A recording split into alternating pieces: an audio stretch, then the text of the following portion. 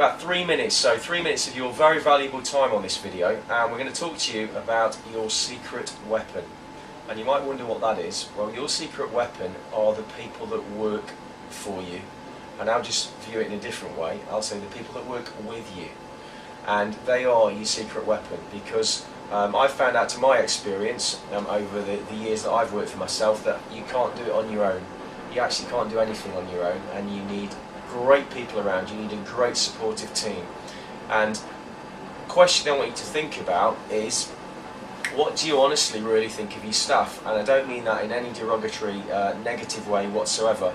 But the question I always ask myself, and I always ask people now in any business that employs staff is, do they know what motivates their staff?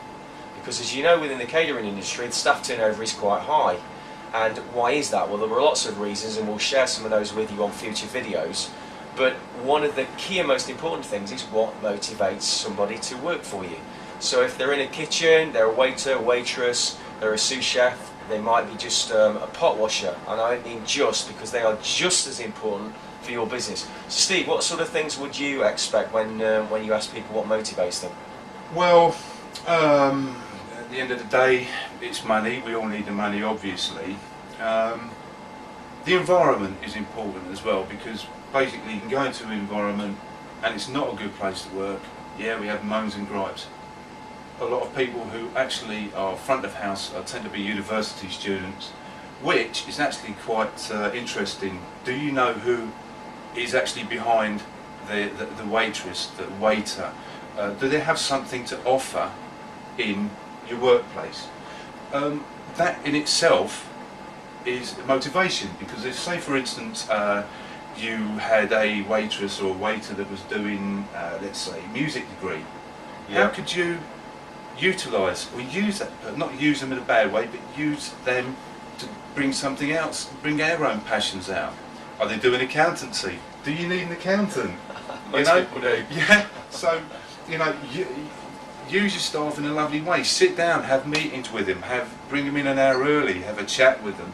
Find out who they are, because you never know what's behind the person who is actually serving you, or actually, you know, on your payroll as well. You know, they've got a passion that might be drawn out of them as well. Yeah, so one of the secrets is find out a lot about your staff, isn't Absolutely, it? yeah, absolutely, yeah. Yeah, so you've hit on a really important point there, to find out whether he's got any other qualities and talents that might be able to be used in a food business to make that experience, that customer experience, a whole lot better. Absolutely, yeah.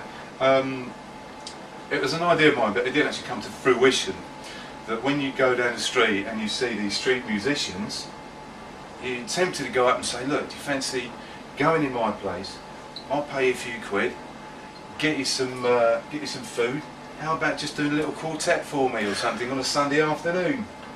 How, you know, they've got a place, especially in winter, they'd love a warm little venue to come to, you know, a little flute play. It's a quirky idea, but sometimes those quirky, funky ideas, you know, they're going to know friends. It's just going to be a fun place, isn't it, for everybody, because it's a feeling that will be passed on, you know, and that's what it's all about.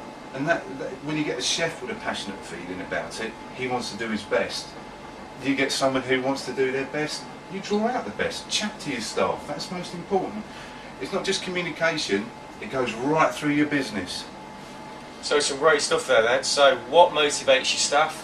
What passions are they? And a great question I always ask people if I'm going to employ staff is, why do you want to do what you've come to do here? Absolutely, yeah. And find out, because as you mentioned, passion's a really, really key one there, isn't it? And you've talked about a few things which is all to do with ambience and atmosphere and the way you make people feel. Yeah, and definitely. If your staff don't make people feel the right way, customers aren't going to come back to your food business, are they? They're the first port of call. You know, for some of us chefs, it's a career for us. We enjoy what we do. But for some of these people, it's a part-time job. It's pin money for them while they're going to university.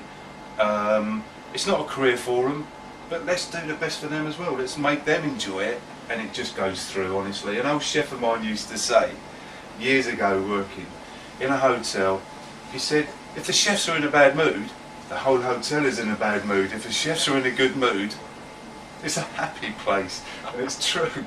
Make everybody happy. It's not euphoric all the time, but yeah, the customers know it. They feel it, honestly, they really do. And that's what it's all about. Absolutely. And on that note, we'll see you next time.